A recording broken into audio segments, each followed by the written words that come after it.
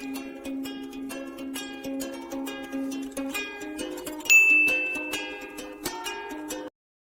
வீடியோவில் நாம இன்னைக்கு பார்க்க போகிற டாபிக் கிளாஸ் 8ல் இருக்கக்கூடிய சம்படிஸ் மதர் அப்படின்ற போயம் எக்ஸ்பிளைன் பண்ண போகிறோம். ரொம்ப ஈஸியான ஒரு கதை தான் இது.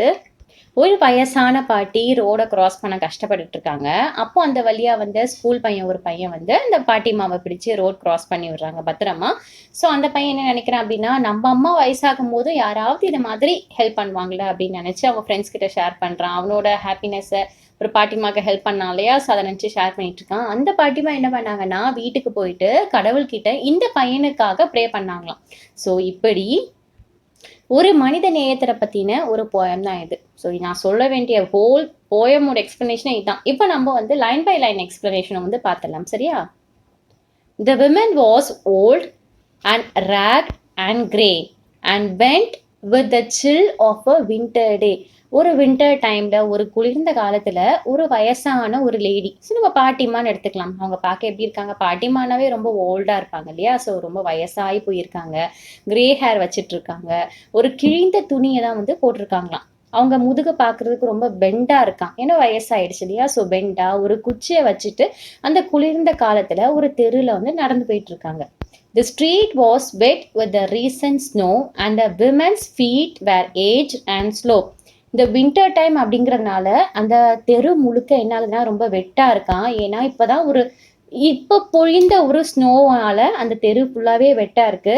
அதனால அந்த வயசான பாட்டிமா இருக்காங்களே, அவங்களோட கால்லாம் ரொம்ப ஏஜ்டா இருக்கனால ரொம்ப ஸ்லோவா நடந்து போயிட்டு இருக்காங்களாம். She stood at the crossing and waiting long, alone, uncared for amid the throng. அந்த பாட்டிமா என்ன செய்கிறாங்களா, அந்த ஜீப்ரா கிராசிங் இருக்கும் இல்லையா, ஸோ அந்த ஜீப்ரா கிராசிங்கில் ரொம்ப நேரம் வெயிட் பண்ணிகிட்டே இருக்காங்க, எப்படியாவது கிராஸ் பண்ணிடலாம் அப்படின்ட்டுன்னு.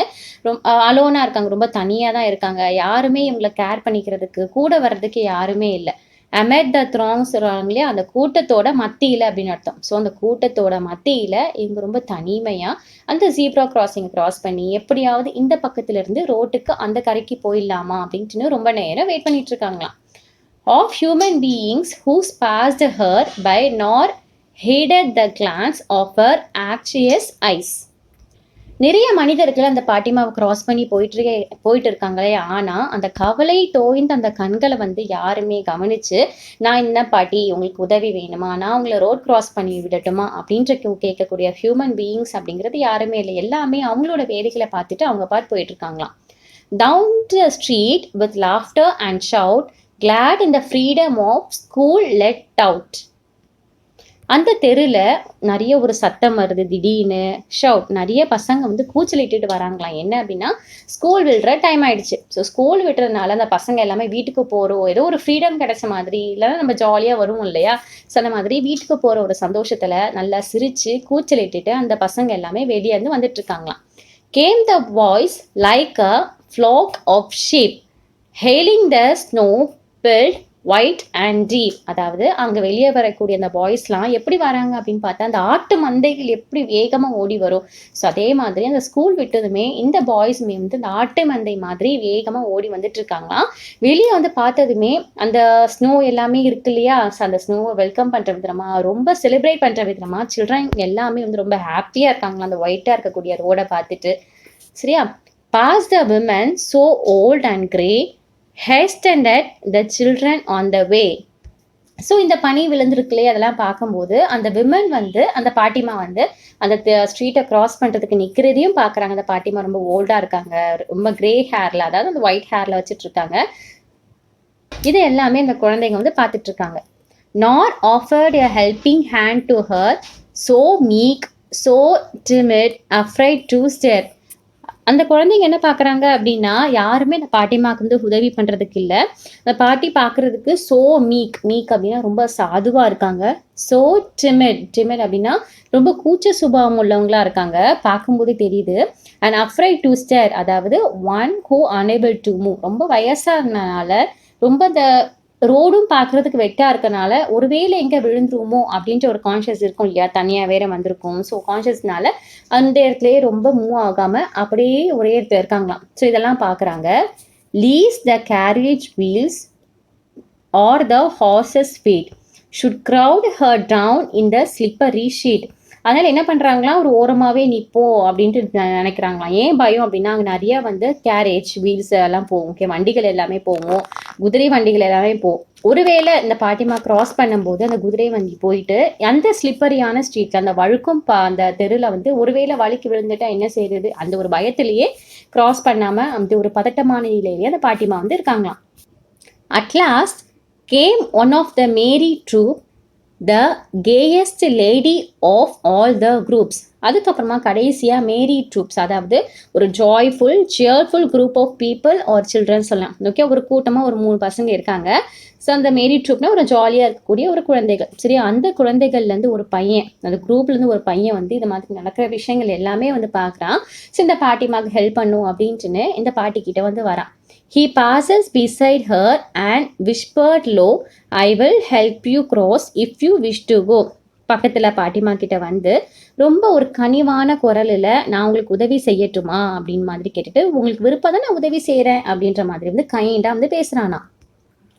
Her aged hand on his strong young arm she placed, and so without hurt her harm. So இந்த பாட்டிமாவும் அக்செப்ட் பண்ணிட்டு என்ன பண்ணுறாங்கன்னா, அந்த பையன் பார்க்குறதுக்கு ரொம்ப ஸ்ட்ராங் யங் பாயாக இருக்கான் இல்லையா. ஸோ இந்த பாட்டிமாவோட ஹார்மை வந்து அந்த பையன் கையில் கொடுத்துட்டு, அந்த பையனும் ரொம்ப கைண்டாக பாட்டிமாவுக்கு வந்து ஹர்ட் ஆகாமல் வலிக்காமல் அழகாக வந்து அந்த பாட்டிமாவோட அந்த ஆர்ம்ஸை வந்து பிடிச்சிட்டு கிராஸ் பண்ணி விட்றானா. He guided a trembling feet along, proud that his own were firm and strong. இவன் வந்து அந்த பாட்டிமாவோட கால் எப்படி இருக்குன்னா நடுங்குதான், கிரிம்பிளிங். ஓகே, கிரிம்பிளிங்னா நடுக்கம் அப்படின்னு அர்த்தம். பனியின் காரணமாகவும் அந்த பாட்டிமா கால் நடுங்குது, வயசானது காரணமாகவும் அந்த பாட்டிமா கால் நடுங்குது. ஸோ அந்த நடுக்கத்தையும் ரொம்ப அவசரப்படாமல் பொறுமையாக அவனோட கால் எப்படி பாட்டி போதோ அதே மாதிரி இவனும் கூடவே நடந்து வந்துட்டு இருக்கானா. ஓகே, ஃபீட் அலாங், இந்த பாட்டிமா கூடயே வந்துட்டு இருக்கான். அண்ட் இப்படி பண்ணுறதுனால அந்த பாய்க்கு ரொம்ப ப்ரௌடாகவே இருக்குது. நம்ம எவ்வளோ ஸ்ட்ராங், ரொம்ப உறுதியான இந்த நம்பரே இந்த பாட்டிமாவை அழகாக கையாளுறமே அப்படின்ற ஒரு பெருமை வந்து இந்த பையனுக்கு வந்து இருக்கு. Then back again to his friends he went, his young heart happy and well content. So மறுபடியும் அந்த பாட்டிமாவை க்ராஸ் பண்ணி விட்டுட்டு மறுபடியும் அவனோட நண்பர்கள்கிட்டே இவன் மறுபடியும் போயிடுறான். ஸோ போயிட்டு இவனோட ஹார்ட் பார்க்குறதுக்கு இப்போ எப்படி இருக்குன்னா ரொம்ப ஃபுல்ஃபில்லாக இருக்கான். ஏதோ ஒரு விஷயத்தை சாதித்த மாதிரி ஒரு ஃபீல் இருக்குது அவனுக்கு. ஸோ ஒரு ஃபுல்ஃபில்லான ஒரு ஹார்ட்டோட அவன் ஃப்ரெண்ட்ஸ் கிட்ட எல்லாமே வந்து பேசிகிட்டு இருக்கான். ஸோ இப்போ என் ஃப்ரெண்ட்ஸ் கிட்ட என்ன சொல்கிறான் அப்படின்னா, she is somebody mother boys you know, for all she age poor and slow. இந்த மாதிரி ஃப்ரெண்ட்ஸ் கிட்ட பேசுகிறான். இந்த பாட்டிமாவும் கண்டிப்பாக யாரோட அம்மாவாக தான் இருப்பாங்க. ஸோ இவங்க ரொம்ப வயசாகிடுச்சு, புவராக இருக்காங்க, அதனால ரொம்ப ஸ்லோவாக இருக்காங்க. ஓகே, ரொம்ப புவர் அண்ட் ஸ்லோனா ரொம்ப ஸ்லோவாக, ரொம்ப வயசான காரணத்தினால ஸ்லோவாக நடக்கிறாங்க. And I hope some fellow will lend a hand to help my mother, you understand. And இன்னொரு விஷயம் தெரியுமா, ஒருவேளை இது மாதிரி ஃப்யூச்சரில் வந்து கண்டிப்பாக என்னோட அம்மாவுக்கும் யாராவது இதை மாதிரி உதவி செய்யக்கூடிய தருணம் வந்து வரும். If ever she is poor, old and grey, when her own dear boy is far away. ஒருவேளை நான் வந்து என்னோட அம்மா கூட இல்லாமல் போயிருந்தேன்னா, ரொம்ப தூரத்தில் இருந்தேன் அப்படின்னா, என் அம்மா ஒருவேளை இப்படி ஏதாவது கஷ்டப்பட்டாங்கன்னா நான் இப்போ ஹெல்ப் பண்ண மாதிரி இவங்களும் யாரோட அம்மா தான், அம்மாவாக தான் இருப்பாங்க இல்லையா. அதே மாதிரி என்னோட அம்மாவுக்கும் யாரோ ஒருத்தவங்க ஹெல்ப் பண்ணுவாங்க அப்படின்ற நம்பிக்கை எனக்கு இருக்குது அப்படின்ற மாதிரிலாம் வந்து ஷேர் பண்ணிக்கிறாங்க. இவன் ஃப்ரெண்ட்ஸ் கூட வந்து இவங்களோட கருத்துக்களை எல்லாமே வந்து ஷேர் பண்ணிக்கிறாங்க. And somebody's mother bowed low her head in her home that night and prayer she said. So இவன் இந்த பையன் வந்து ஃப்ரெண்ட்ஸ் கிட்ட ஷேர் பண்ணுறான் இல்லையா. இந்த பாட்டிமா வீட்டுக்கு போயிட்டு நைட் என்ன பண்ணுறாங்கன்னா அவங்களோட தலை வணங்கி காட் கிட்ட வந்து ப்ரே பண்ணிக்கிறாங்க. என்ன ப்ரே பண்ணுறாங்க?